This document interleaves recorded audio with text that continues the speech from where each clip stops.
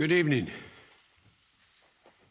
Before I turn to today's meetings, I want to say a short word about our ongoing fight against COVID-19 at home. We've made enormous progress in the United States. Much of the country is returning to normal, and our economic growth is leading the world, and the number of cases and deaths are dropping dramatically. But there's still too many lives being lost. We're still averaging the last 7 days loss of 370 deaths per day. 370 deaths, that's significantly lower than at the peak of this crisis, but it's still a real tragedy. We're approaching a sad milestone, almost 600,000 lost lives because of COVID-19 in America. My heart goes out to all those who've lost a loved one. I know that black hole that seems to consume you, that fills up your chest when you lose someone that's close to you that you adored. That's why I continue to say to America, if you have not been vaccinated, get vaccinated. Get vaccinated as soon as possible. We have plenty vaccinations. Plenty of sites. We have more work to do to beat this virus. And now's not the time to let our guard down. So please get vaccinated as soon as possible. We've had enough pain. Enough pain. Folks, I know it's after 9:30 Brussels time, 9:30 p.m., and I'm still at NATO. You're all excited about that, I know. But I've had a chance to meet with several leaders recently, and I've had calls with others. It's been an incredibly productive day here. I just finished meeting with President Erdogan of Turkey. We had a positive and productive meeting, much of it one-on-one. We had detailed discussions about how to proceed on a number of issues. Our two countries have big agendas. Our teams are going to continue our discussions, and I'm confident we'll make real progress with Turkey and the United States. But now I want to thank Secretary General Stoltenberg for leading a very successful NATO summit today. I had the honor of leading off the discussion today among the 30 nations. And I pointed out that we're facing a once-in-a-century global health crisis. At the same time, the democratic values that undergird our alliance are under increasing pressure, both internally and externally. Russia and China are both seeking to drive a wedge in our transatlantic solidarity. We're seeing an increase in malicious cyber activity. But our alliance is a strong foundation on which our collective security and our shared prosperity can continue to be built. And I made a point to make clear that the U.S. commitment to Article 5 of the NATO Treaty is rock solid and unshakable. It's a sacred commitment. NATO stands together. That's how we've met every other threat in the past. It's our greatest strength as we meet our challenges of the future, and there are many. And everyone in that room today understood the shared appreciation, quite frankly, that America is back. We talked about Russia's aggressive acts that pose a threat to NATO and our collective security. That's why I met with the Bucharest Nine, the Eastern Flank allies, in advance of this summit. And today I also met with the leaders of the three Baltic states, Estonia, Latvia, and Lithuania. I shared with our allies that what I'll convey to President Putin, that I'm not looking for conflict with Russia, but that we will respond if Russia continues its harmful activities. And we will not fail to defend the transatlantic alliance or stand up for democratic values. As allies, we also affirmed our continued support for the sovereignty and territorial integrity of Ukraine. We agreed to keep consulting closely on nuclear deterrence, arms control, and strategic stability. And there was a strong consensus in the room among the leaders in that meeting on Afghanistan. Our troops are coming home, but we agreed that our diplomatic, economic, and humanitarian commitment to the Afghan people and our support for the Afghan National Defense and Security Forces will endure. And I welcomed our allies and partners to recognize that the counterterrorism efforts must continue to ensure that Afghanistan never again becomes a safe haven for attacks on our countries, even as we take on terrorist networks in the Middle East and Africa. And I'm deeply gratified that as an alliance, we adopted a far-reaching plan to make sure NATO can meet the challenges that we face today and in the future, not yesterday. The NATO 2030 agenda, and that we agreed to fully resource that agenda. The last time NATO put together a strategic plan was back in 2010, when Russia was considered a partner and China wasn't even mentioned. We talked about the long-term systemic challenges that China's activities pose to our collective security today. We agreed to do more to enhance the resilience of our critical infrastructures around the world, including trusted telecommunications providers, supply chains, and energy networks. We agreed to enhance our cooperation with our democratic partners in the Indo-Pacific to meet challenges that exist there. We also endorsed a new cyber defense policy, NATO's first in the past 7 years, to improve the collective ability to defend against counter threats from state and non-state actors against our networks and our critical infrastructure. And we adopted a climate security action plan, which several years ago people thought we never would do, for reducing emissions from NATO installations and adapting to the security risks of climate change while keeping us sharp, very, very sharp on our ability to deter and defend against threats. And finally, we agreed that among the most important shared missions is renewing and strengthening the resilience of our democracies. I pointed out we have to prove to the world and to our own people that democracy can still prevail against the challenges of our time and deliver for the needs of our people. We have to root out corruption that siphons off our strength, guard against those who would stoke hatred and division for political gain, this phony populism, invest in strengthening the institutions that underpin and safeguard our cherished democratic values, as well as protecting the free press and independent judiciaries. All of those are on the agenda. That's how we'll prove that democracy and that our alliance can still prevail against the challenges of our time and deliver for the needs of our people. This is going to be looked at 25 years from now as whether or not we stepped up to the challenge, because there's a lot of autocracies that are counting on them being able to move more rapidly and successfully in an ever complicated world than democracies can. We all concluded we're going to prove them wrong. And now I'm happy to take some questions. Cecilia Vega of ABC. Thank you so much, sir. Good evening. You mentioned your sit down with Vladimir Putin and Russian aggression that came up in your conversations today. I'd like to ask you two questions, if I may, on that front.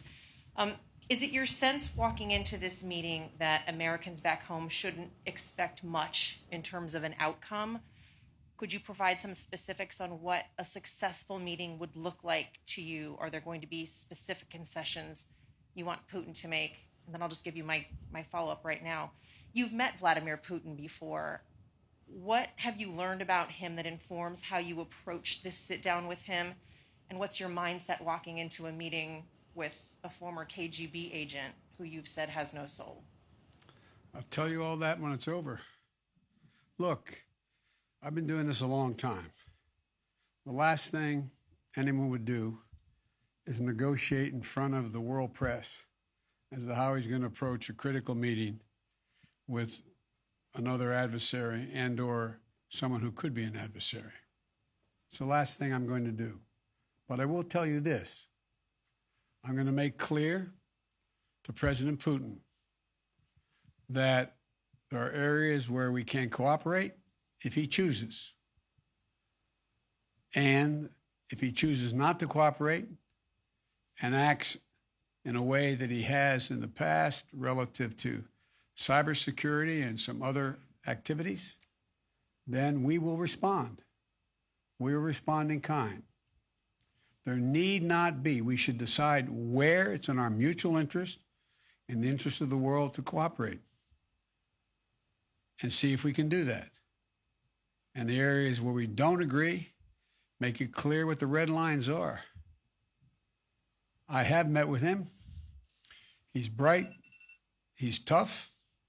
And I have found that he is as they say when you used to play ball, a worthy adversary.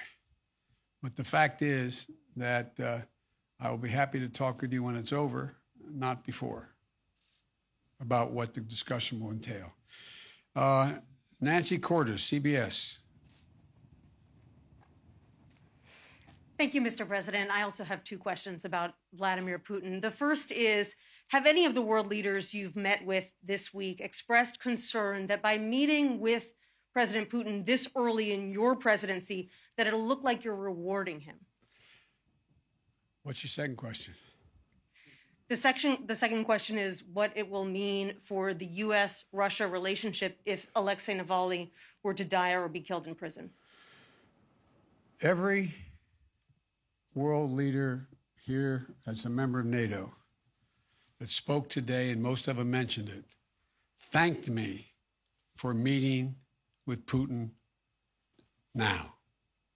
Every single one that spoke. And I think there were probably about 10 or 12 that spoke to it, saying they were happy that I did that I was going to do that. And they thought it was thoroughly appropriate that I do. And I had discussions with them about, in the open, about what they thought was important from their perspective and what they thought was not important. And so the interesting thing is, I know, and I'm not being critical of the press, I really mean this, give my word, but generically you all thought it was Biden meeting him too soon. I haven't found a world leader who doesn't think it's not soon, it's just soon enough. Everyone that I've spoken to, privately and publicly, doesn't mean there aren't some out there, but it's not likely that a head of state is going to stand up in front of 29 other heads of state and say, boy, I'm glad you're doing this, in effect. So there is a consensus. And they thanked me for being willing to talk with them about the meeting and what I intended to do. So I haven't found any reluctance. There may be someone, but not in open today or in the meetings I privately had as well. And Navalny's death would be another indication that Russia has little or no intention of abiding by basic fundamental human rights. It would be a tragedy. It would do nothing but hurt his relationships with the rest of the world, in my view, and with me. Jeff Zeleny, CNN.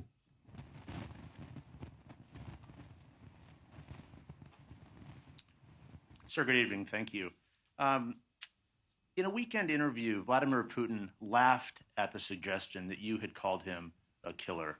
Is that still your belief, sir, that he is a killer? and I'll continue the trend if you don't mind of asking a second question. Do you believe if he does agree to cooperate, then what kind of a challenge do you find yourself in? How would you ever trust him? And if Ronald Reagan said trust but verify, what do you say to Vladimir Putin? To answer the first question, I'm laughing too. They actually, well, look, I mean, he has made clear that the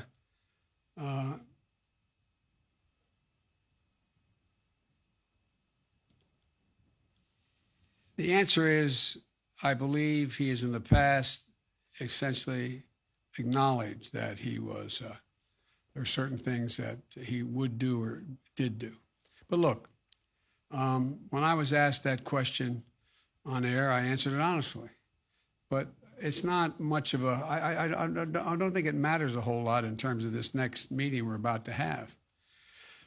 The second question was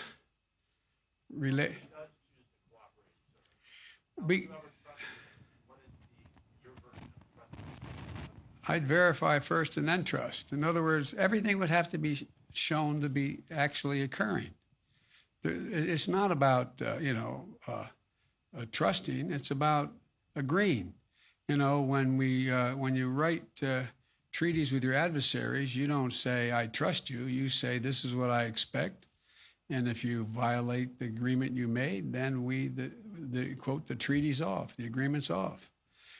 And I'm hoping that President Putin concludes that there is some interest in terms of his own interest in changing the perception that the world has of him in terms of whether or not he will engage in behavior that's more consistent with what is considered to be appropriate behavior for head of state. Ann Guerin, The Washington Post. Thank you, Mr. President. Here at this meeting and earlier at the G7, you've said several times that America is back at allies' side. But a lot of those allies are themselves pretty rattled by what happened on January 6th, an attempted overturning of your election. And they may still be alarmed by the continued hold that Donald Trump has over the Republican Party and the rise of nationalist figures like him around the world. What do you say to those allies? What have you been saying to them at these meetings about how the next president of the United States can keep any promises you make? What I'm saying to them is watch me. I mean, I'm not saying anything, quite frankly. I'm just going out. People, as I've said before, don't doubt that I mean what I say, and they believe that I keep my commitments when I say it. I'm not making any promises to anyone that I don't believe are overwhelmingly likely to be kept. I think that we're at a moment where, let me put it this way. You may have had a different view, but I think an awful lot of people thought that my showing up at the G7 would not produce any kind of enthusiasm about American leadership and about where America was. I would suggest that it didn't turn out that way. I would suggest that there is the leaders I'm dealing with in NATO and the G7 are leaders who know our recent history, know generically the character of the American people, and know where the vast center of the public stands. Not Democrat, Republican, but who we are. We're a decent, honorable nation. And I think that they have seen things happen as we have that shocked them and surprised them that could have happened. But I think they, like I do, believe the American people are not going to sustain that kind of behavior. And so I don't want to get into these statistics because, that old phrase is Disraeli's, there's three kinds of lies, damn lies, and statistics. But I think it's appropriate to say that the Republican Party is vastly diminished in numbers. the leadership of the Republican Party is fractured, and the Trump wing of the party is the bulk of the party, but it makes up a significant minority of the American people. And we'll see. We'll see. I believe that by us standing up and saying what we believe to be the case, not engaging in the overwhelming hyperbole that gets engaged in by so many today, that I guess that old expression, the proof of the pudding is in the eating. When I said I was going to deal with beating the virus, and I was going to focus on that, and I was going to get millions of shots in people's arms, it wasn't me. I just knew the American people. I knew the kind of help I'd get from the Defense Department, from police departments, from the hospitals, from retired docs. I just knew. And look how rapidly we moved. Now we have a group of people who were everything from the political rejection of the notion of taking a vaccine to people who are simply afraid of a needle and everything in between. And we have a way to go. But I never doubted that we would be able to generate the kind of support we got and get so many millions of people step up and get vaccinated. So I think it is a shock and surprise that what's happened in terms of the consequence of President Trump's phony populism has happened. And it is disappointing that so many of my Republican colleagues in the Senate, who I know better, have been reluctant to take on, for example, an investigation because they're worried about being primaried. But at the end of the day, we've been through periods like this in American history before, where there has been this reluctance to take a chance on your reelection because of the nature of your party's politics at the moment. I think this is passing. I don't mean easily passing. That's why it's so important that I succeed in my agenda. The agenda, whether it's dealing with the vaccine, the economy, infrastructure, it's important that we demonstrate we can make progress and continue to make progress. And I think we're going to be able to do that. So, as I said, the proof will be in where it is, 6 months from now, where we are. But I think you're going to see that there's that God willing, we're going to be making progress, and there's going to be a coalescing of a lot of Republicans, particularly younger Republicans who are coming up in the party. And last question, Sebastian Smith of the AFP. Thank you, Mr. President. Ukraine wants a clear yes or no on getting into the NATO membership action plan. So what's your answer? And if I may, a second part to the same question. Well, now that Russia has invaded parts of Ukraine, does that effectively rule out Ukraine ever entering NATO, given that being in NATO would mean the US and NATO having to defend Ukrainians against Russia? Thank you. The second question is, the answer is no. The first question, it depends on whether they meet the criteria. The fact is they still have to clean up corruption. The fact is they have to meet other criteria to get into the action plan. And so it's, school's out on that question. It remains to be seen. In the meantime, we will do all that we can to put Ukraine in the position to be able to continue to resist Russian physical aggression. And it will not just depend on me whether or not we conclude that Ukraine can become part of NATO. It will depend on the alliance and how they vote. But I know for one thing, they have to convince, and it's not easy. I made a speech years ago to the Rada saying that Ukraine had an opportunity to do something that's never occurred in the history of Ukraine. Actually generate a democratically elected and not corrupt, led by oligarchies in any of the regions, nation. And I pointed out to them when I made that speech that they will go down in history as the founding fathers of Ukraine if, in fact, they do that. They have more to do, but that does not justify the fact they have more to do. Russia taking aggressive action either in the Donbass or on the sea or in any part of Ukraine. And we're going to put Ukraine in a position to be able to maintain their physical security. Thank you all so very much. Sorry you're all here so late. Thank you very much.